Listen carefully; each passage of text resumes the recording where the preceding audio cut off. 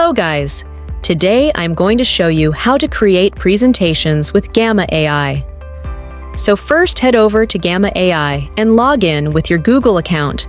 After that, you will be directed to this homepage. You can choose to generate from scratch or paste in text, or create from template or import your file.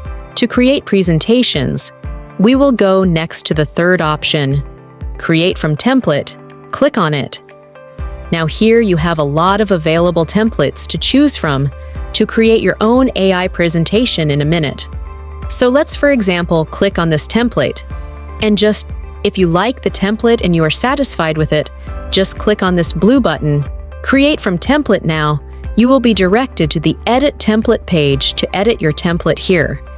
You can add also a prompt to customize whatever part you want. So here you have some credits to use for editing the template, and so this is pretty much it, guys. If you found this video helpful, don't forget to like and subscribe and leave a comment.